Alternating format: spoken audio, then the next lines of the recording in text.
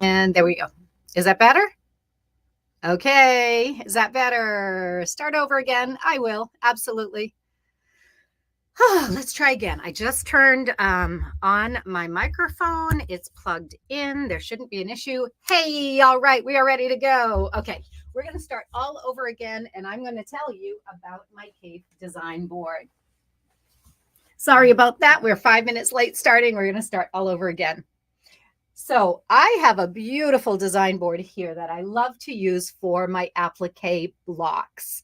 This design board is 2 by 2. It's 2 feet square. So I can make up to a 24-inch applique block on this design board. What I love about it is it's super lightweight.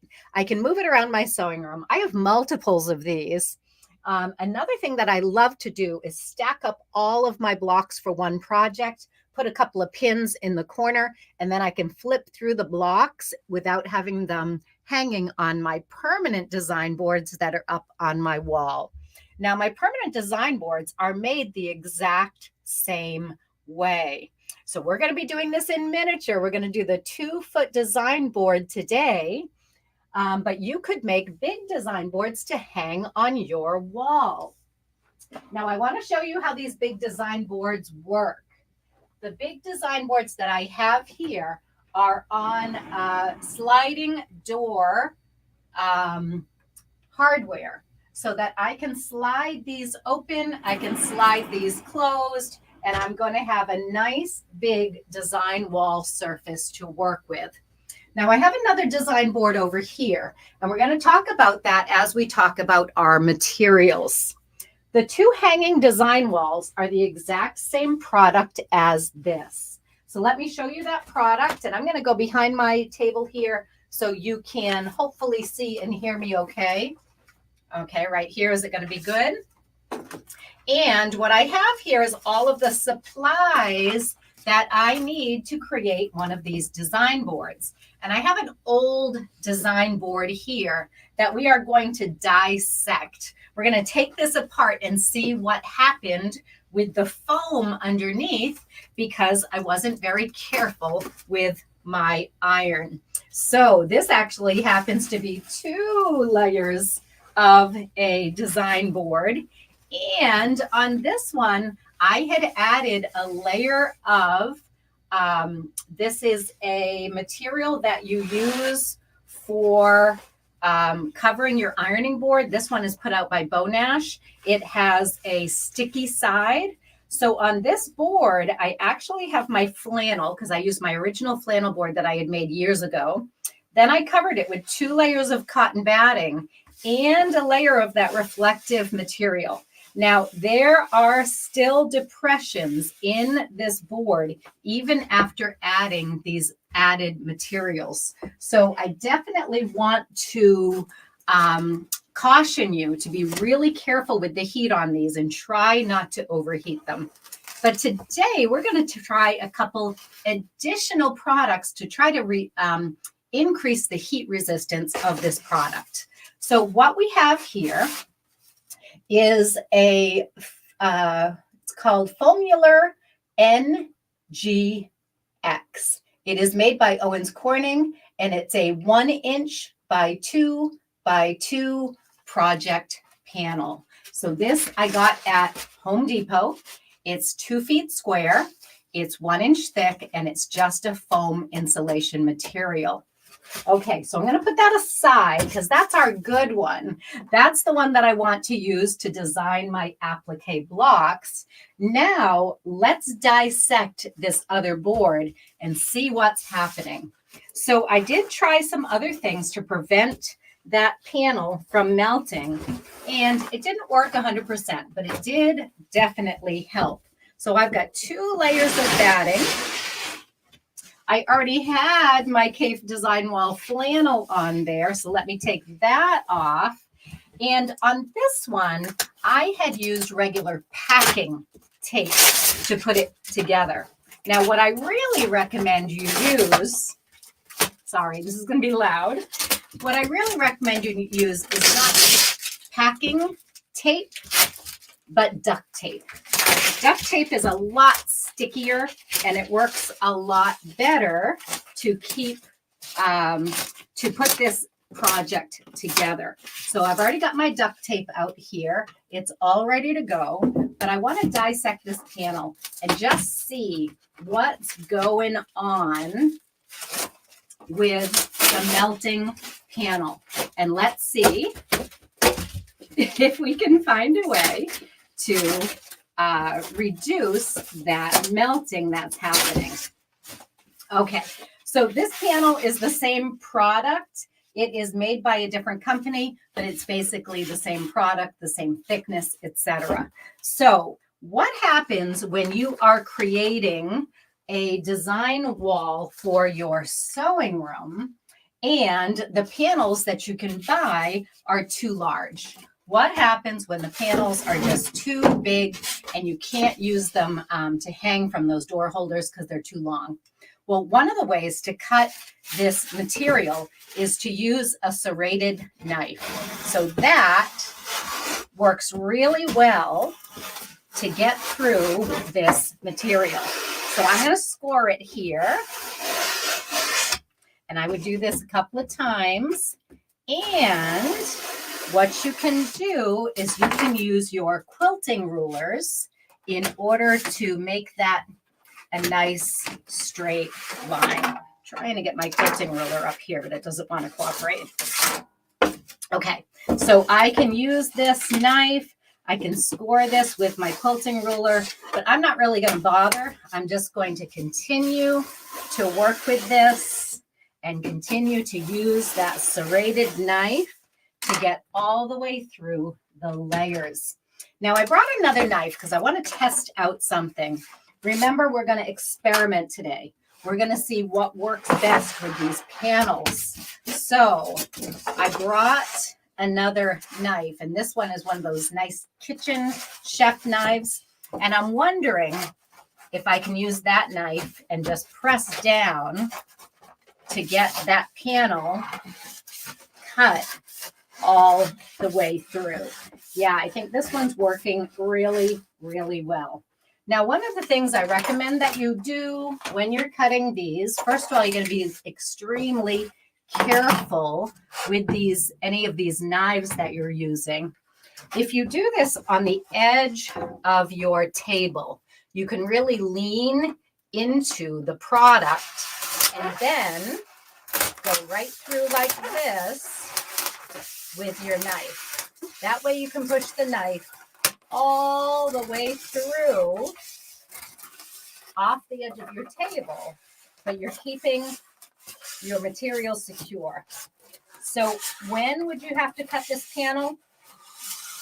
Not the 2x2. We're not going to really cut that, but I do want to get some pieces off this panel, and I can just break this now like this.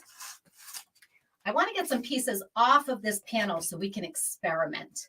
We can see what's going to happen. So let's go ahead and use this piece right here to do a little experiment. And I am going to show you what happens when you heat it too long. That's when you get those depressions. And I'm using a small iron, so it's making small, deep depressions. So this is what happens when you put it on the foam too long. Now, the other side is perfectly fine because the iron never saw that side. Okay? All right. So how can we prevent that from happening? Well, let's take the side that we've just cut off, and I'm going to go ahead and do this a little more scientifically here. And I'm going to write on there the different products that I'm going to test. So the first product that I'm going to test is a Bosal product. I think it's called, I'm not sure the name of it. It's an insulated batting. Okay. So I'm going to test that on one section of this board. Then we're going to test some kitchen foil. I want to see if the foil is going to reflect back the heat enough so that it doesn't put a big depression in the board. Then I'm going to just test some cotton batting. And I want to test some wool batting. And if you are a scientist, you know that we need a control. The control has no batting at all. But what I am going to do, because I don't want to melt my foam on the bottom of my beautiful Aliso iron, for all of these, I'm going to add the applique pressing sheet on top as I'm leaving my iron on there. So we're going to grab our kitchen timer and we're going to set our timer for 5 minutes. And as we sit and wait for this iron to heat up and see if it melts into that foam, we can talk about our other projects and other things that are going on in our applique world. Okay, very good. I fixed it. I shut down and restarted and no sound. It's up to 75%. I fixed it on my end, so hopefully your sound should be working. Okay, don't saw yourself in half, Sue. I certainly won't. Thank you, Lori and Elaine. Welcome here. Yeah, sorry that you can't get sound. You're going to have to work on that on your end. So let me see. I'm going to do my little experiment right over here. I've got my iron heated up to its highest level. And I'm going to have to move all of my products over here so that I have a spot to place that iron. Now I have all of the supplies that I need to create that design board, and we're going to be making the design board after we do this little experiment. So right down here, I'm going to place the iron, the control. I'm going to place the iron down, and we're going to set that iron down for about 5 minutes. Not about, we're going to do it exactly for 5 minutes. So I'm just going to leave it right there. I'm going to set my timer. When that timer goes off, then I need to be ready with my wool batting. So let's talk about our other supplies. The wool batting that I'm going to use is a beautiful, really thick product. Now you can get wool pressing mats, and a wool pressing mat would be wonderful as a design board, but it's not rigid enough. So if you have a wool ironing board, you can use that to design your applique blocks, but I love the 2x2 size.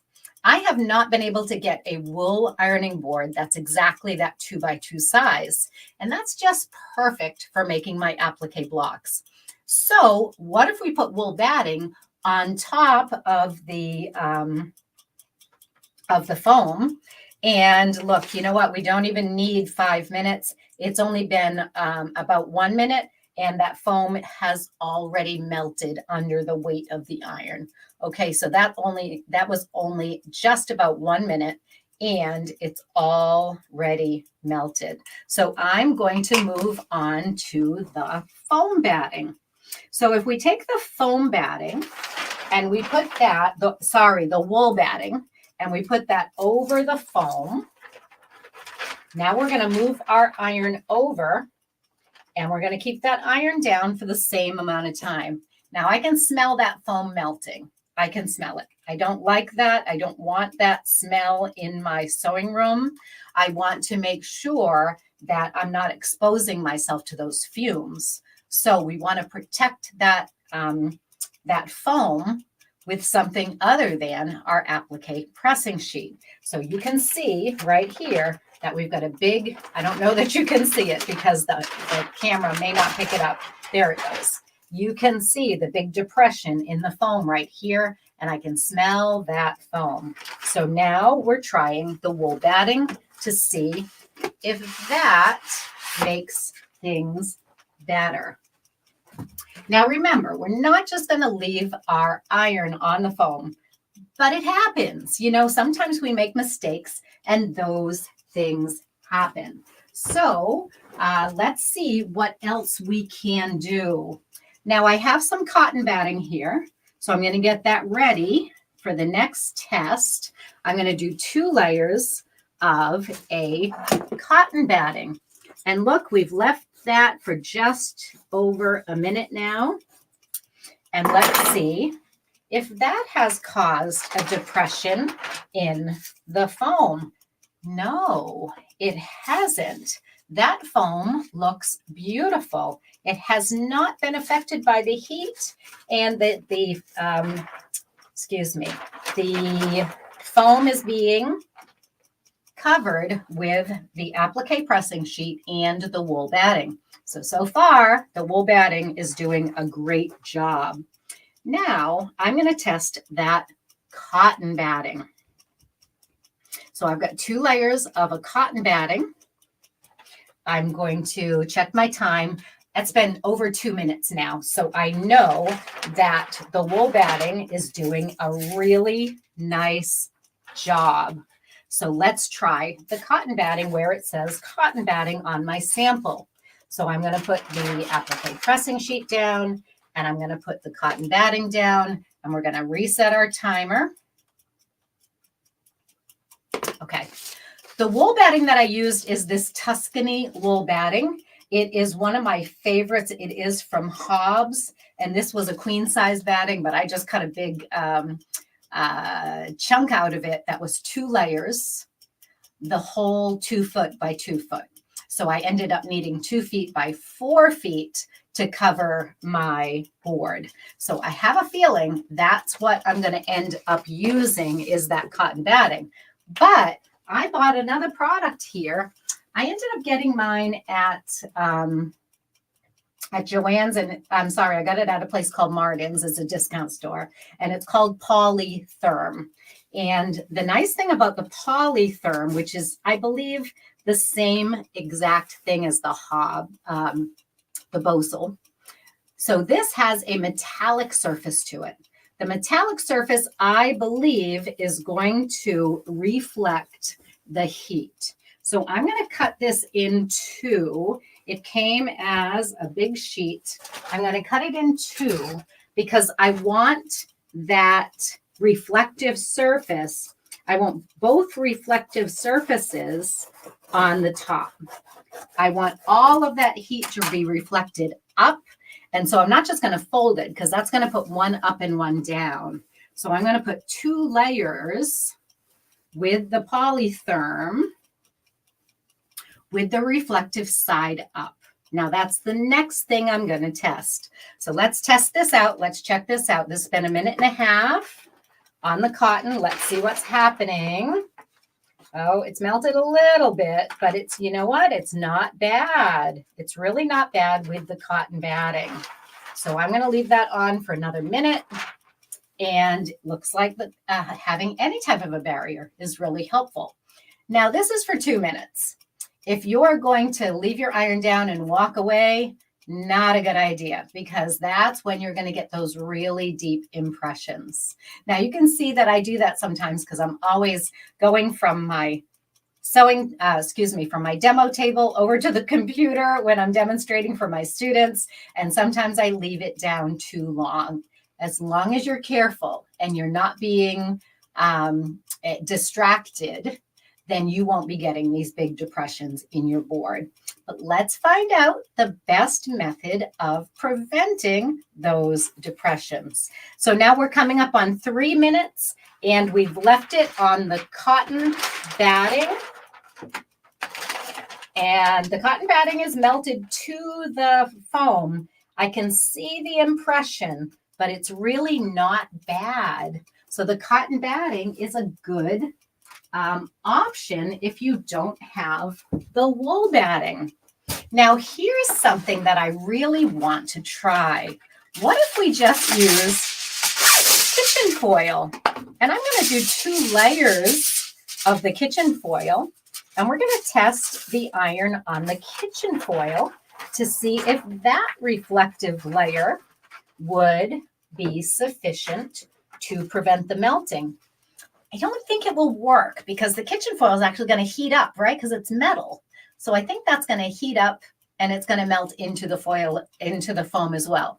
But let's see. I won't know until we actually do that experiment. And then the last one we're going to try is this insulated batting. So I really think that this is going to be my best option. So this is what I'm planning to use for my project, but I'm really impressed by that wool batting. So if you don't want to go out and grab this insulated batting, which I will have on my website just about a week, I just ordered it from the manufacturer and I'll have a bolt of it soon.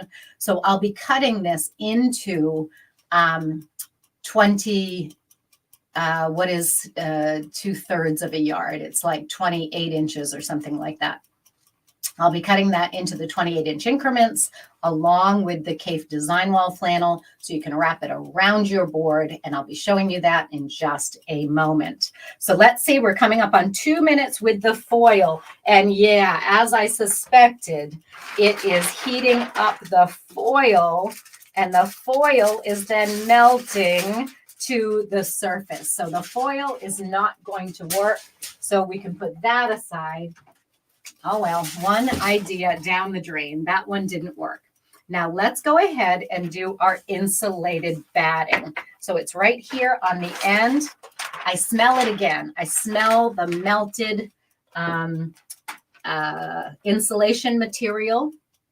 And that's something you don't want to be breathing in. So that's why we are doing our best to find the right products for you to make your Cafe design board. I'm going to come up while that sits, and I'm going to reset my timer. Okay, we're going to do that for a minute or two. I'd also worry about burns with the foil. I'm still going to be covering over any of these products with the Cafe Design Wall flannel, so you wouldn't get burned. Yeah, I'm not going to be ironing on the flannel because that would rip.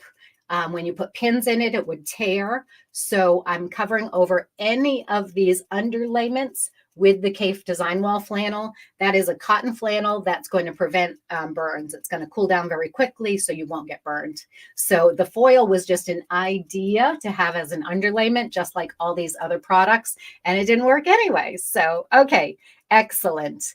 Bev and Eileen, Bev here. A quick Google search suggests that the fumes are toxic and at a minimum, a fan should be used. The fumes dissipate quickly, but why take the risk if you don't need to? Absolutely. That's why we're trying not to burn our the insulation material. I think the insulation material is polystyrene. I could be wrong.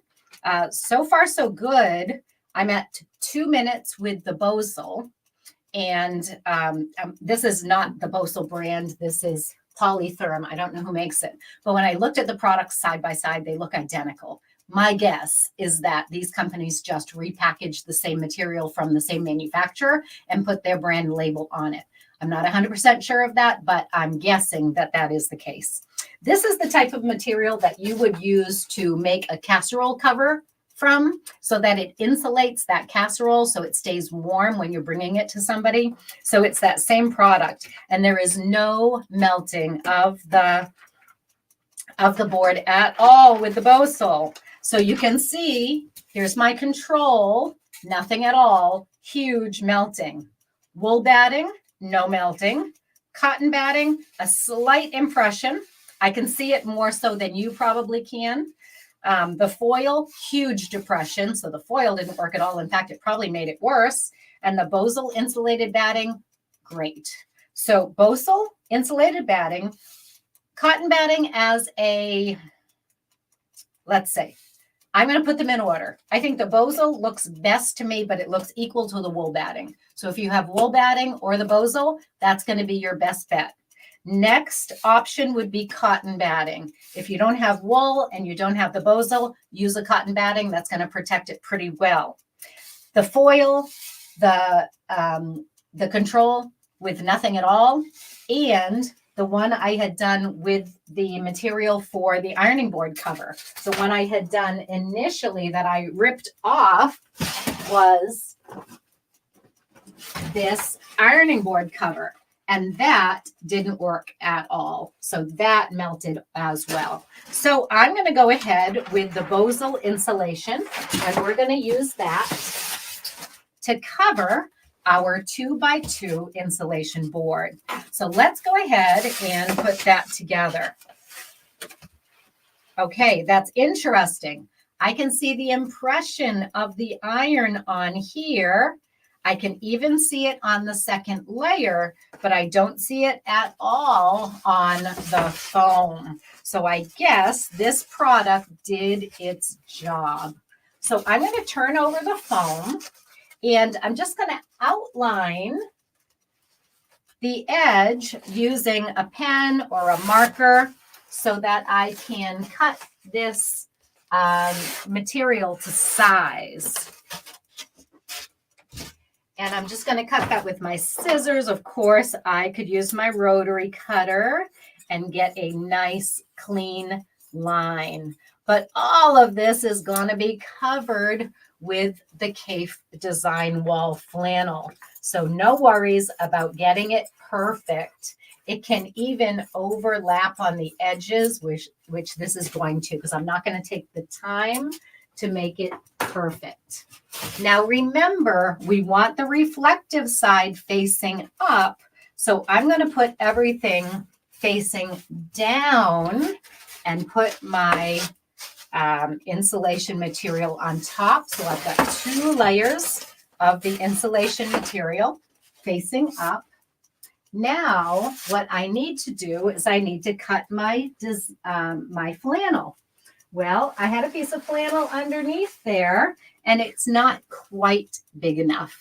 If your flannel is not quite big enough, you can get the exact right size piece at SuePellinDesigns.com. I'm going to use a piece that I had previously used because it's really not marked up hardly at all because I had put another layer on top. So this one looks like brand new. I just have to get the tape off of it so I can start as if this were a new piece of flannel. I really thought my flannel was big enough, so I wasn't really worried about it. And then I realized that it was not large enough. So I'm going to reuse this piece. And I'm going to use the duct tape in order to apply that flannel to tape that flannel to the back of these 2 pieces. So let's center our reflective material, reflective side down. Then we're going to put our 2x2 piece of insulation board. Now this is a little bit of the tricky part. I'm going to recommend that you use some T-pins. Now you can use regular pins. These corsage pins work particularly well because they're nice and long and you've got a big ball on the end.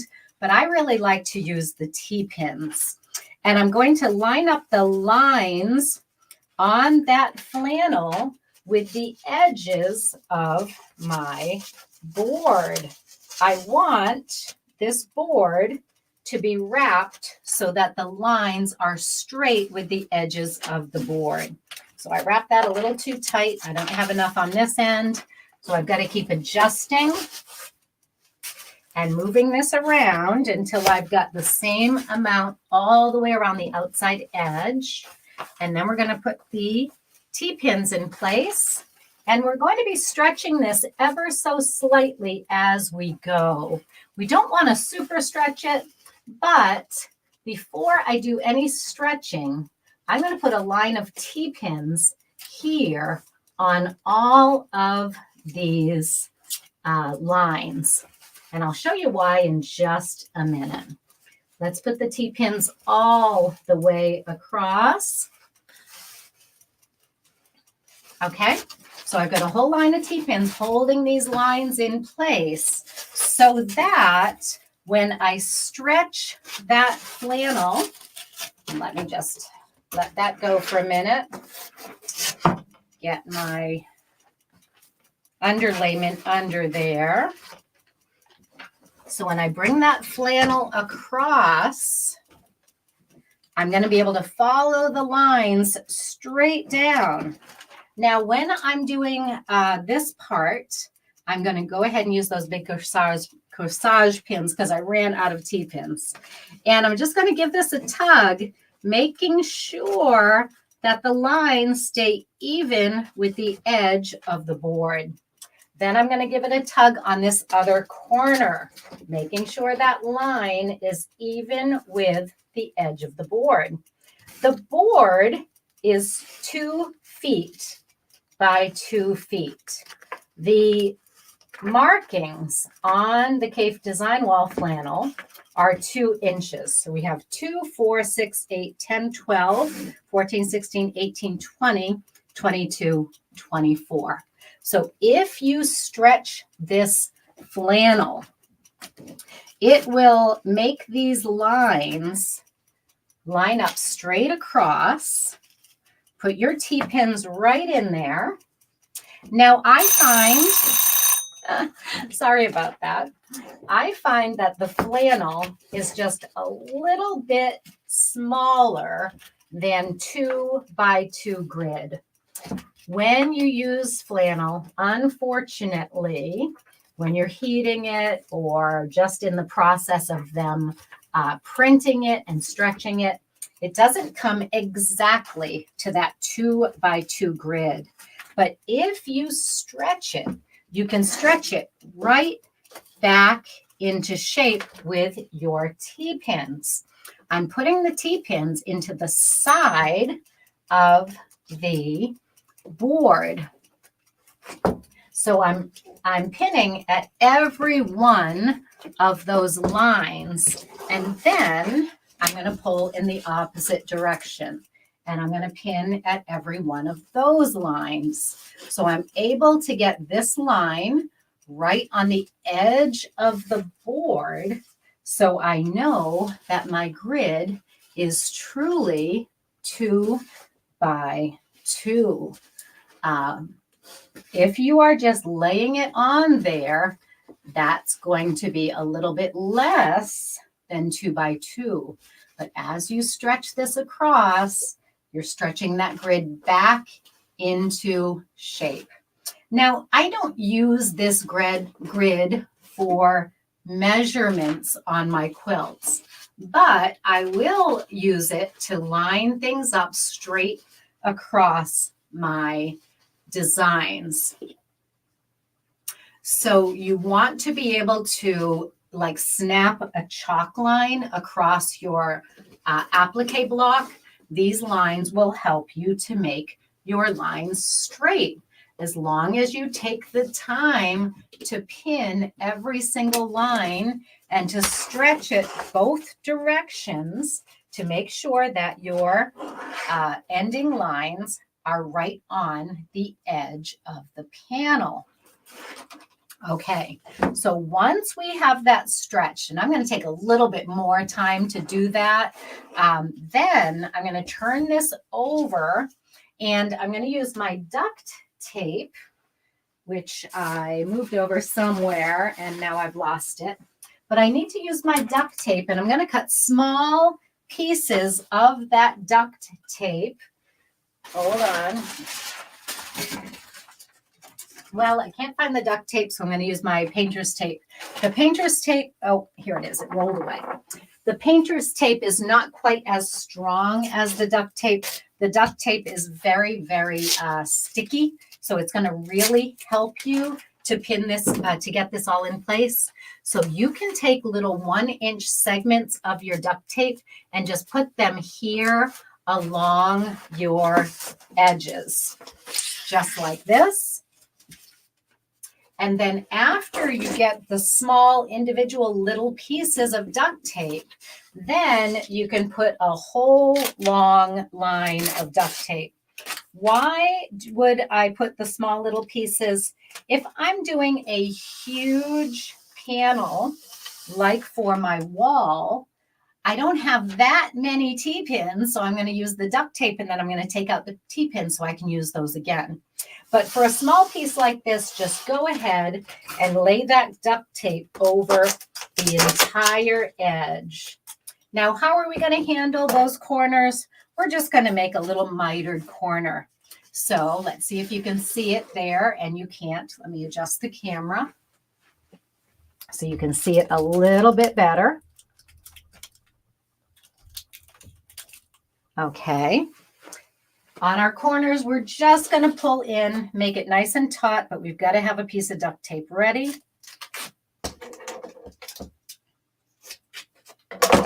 And we're just going to pull in and fold this side in and pull in again, fold in this side. Give it a nice tug because we don't want that to come undone. Now I do like to use little 1-inch segments to get all these edges down and nice and taut. So I'm going from where that pin is, just stretch it down. From where that pin is, give it a good tug and a good stretch. I'm going to do one more right here. Give it a good tug, a good stretch. And then once you have that done all the way down, then you're going to go with your long piece of duct tape and go all the way along that edge. I'm not quite ready to do that yet, but I can pre-cut my duct tape piece, the length. I'm not ready to do that yet because I really need to stretch this every single time where those pins are so it stays taut. Otherwise, if I just put one piece all the way across and then I take out my pins, it's not going to stay tight. So this is a great little hint when you are trying to make this grid exactly 2 inches. You've got to keep this really, really tight. The pins are only going to line it up. You need to put the pressure on the fabric to stretch it all the way down, a couple more pieces, and then I'll have 2 sides done. So you'll go around and do all 4 sides this way. So you can take that duct tape, give it a stretch, and then we're ready to put our piece right over the top. Okay. Once you've got all 4 sides done, it doesn't look very pretty. Let's get rid of that sticker. So it doesn't look very pretty on the back side. So on one of mine, I took duct tape and I covered the whole back side. But what I really recommend is you get a piece of your drawer liner. This is that rubberized drawer liner. You can cut it to fit between your pieces, and then you can hot glue that to the back.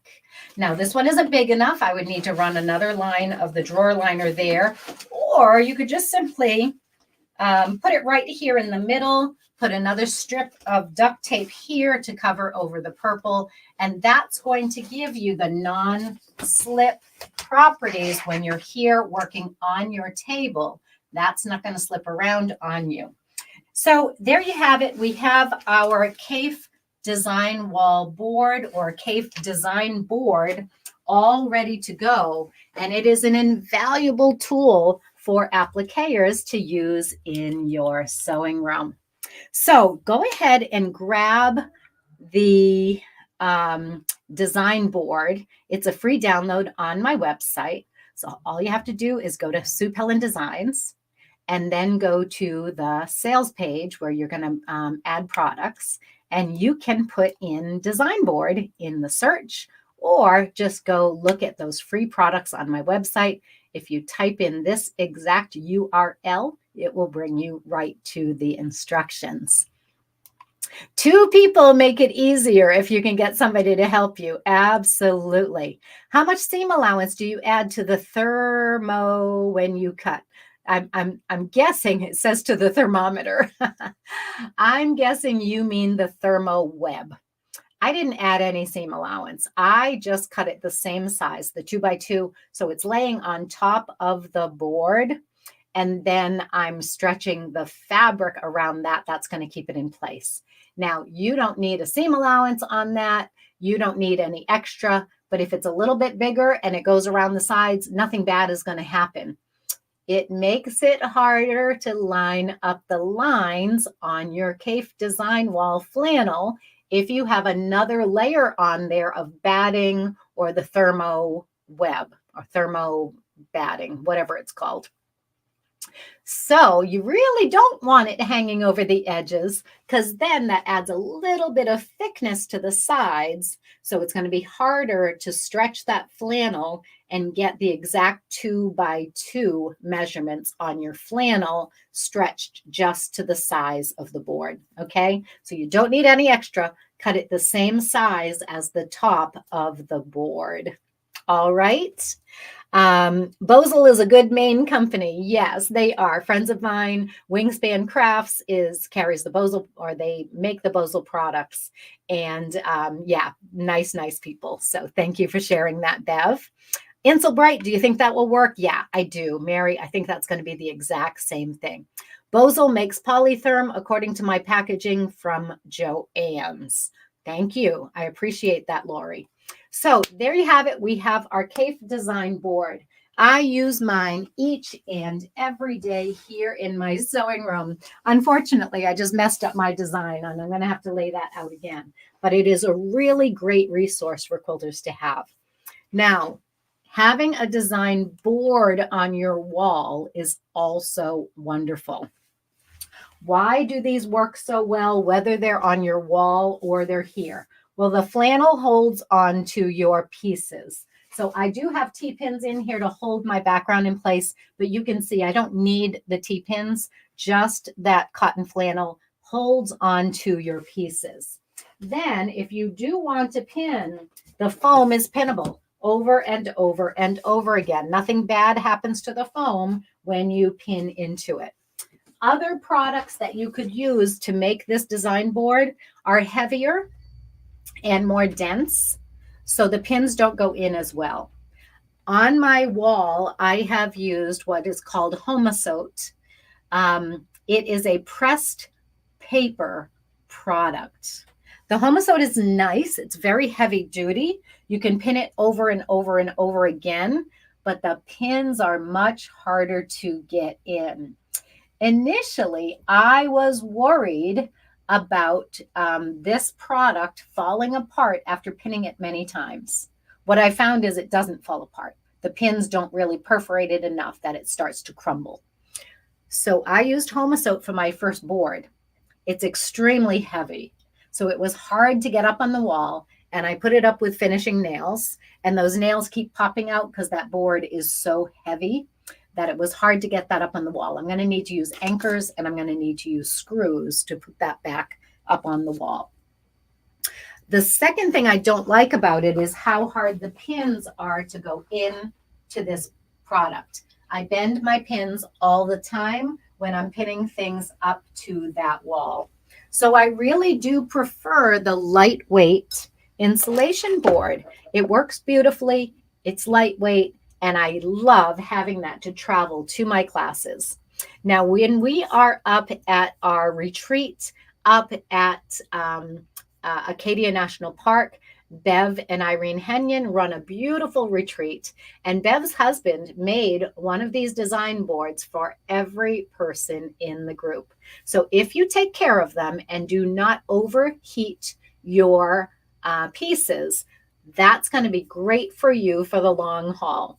But if you're like me and you get distracted and you've put a big depression in your board, go ahead and try it with the Inselbright from Bosel. Now, I will have the Inselbright on my website. I'm going to cut it into the right size pieces. I'll have it by the yard as well so that you can pick that up. I have the CAFE design board flannel on my website. I'm testing out a new product that has 1-inch increments as well as 2-inch increments. It's not made by CAFE Facet, so I'm not 100% sure I'm going to love the quality of that flannel. I'm testing it out on a design board at Joanne's house. She's just put it up, and I'm going to be there next weekend for a getaway weekend. So I'll let you know how that new product works. And if we like that new product, we'll get that up on the website also. For now, the CAFE Design Wall Flannel has served me beautifully over the years. I've had my design walls up for many years. They're not pilly. They're not getting little balls on them that I have to shave off. That pilling has not happened, and that can be a problem with flannel. Now, this is 100% cotton flannel, and the new product is as well. So I'll let you know how that works out over the next couple of months. Bev says she's going to adjust her methods for making these boards before the next retreat. You know, Bev, they work perfectly fine as is. I'm just clumsy, and I let my iron stay on there too long. But I don't think it's a bad idea, but it is an added expense to put that Insulbright underneath. But I think it's worth it because those 2x2 panels are not cheap. And if you melt it, you're going to regret that. So it probably makes sense to put the extra money into the underlayment under your flannel and make a better product overall. So this was really fun to put on my scientist hat and to play around with all of the different underlayments for your to protect your work surface. So just to recap, we're making a 2x2, 2 foot by 2 foot CAFE design board for our applique quilts. We tried underlaying that CAFE flannel with nothing. We tried underlaying with wool batting, with cotton batting, with aluminum foil, and with the Bosal Insulbright batting.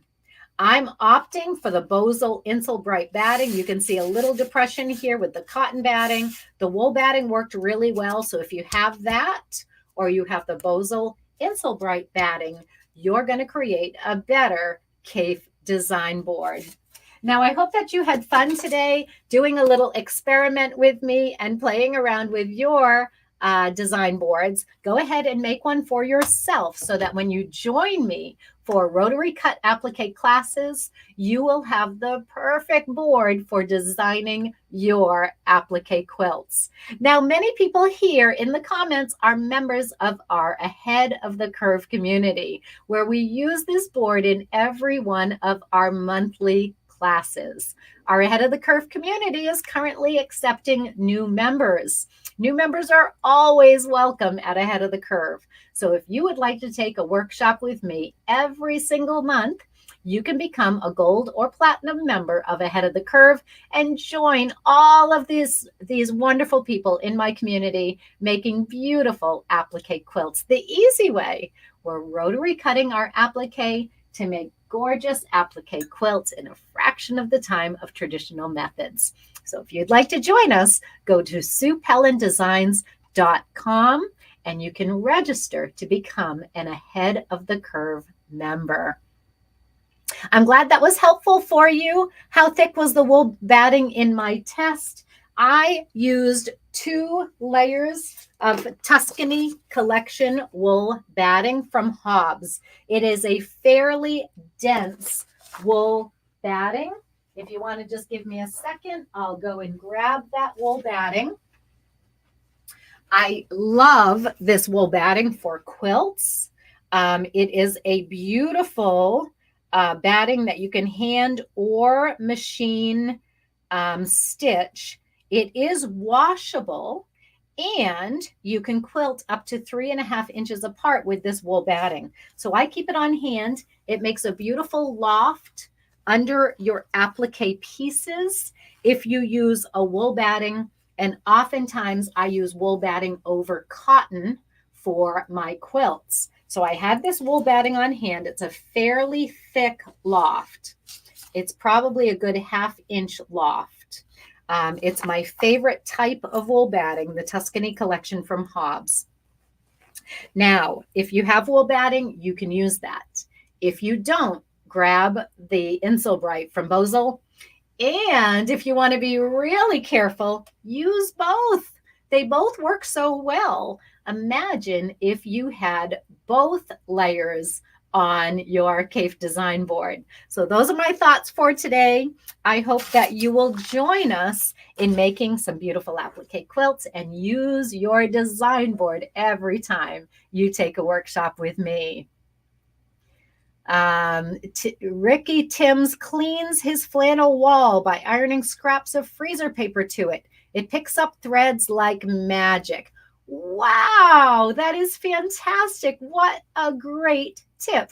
Thank you, Ricky Timms, and thank you to the Facebook user who shared that. Thank you so much. Hey, you go have a wonderful day. I'm looking forward to more applique classes with all of you, and I will see you next week here on Sewing in Slippers with Sue. Bye, everyone.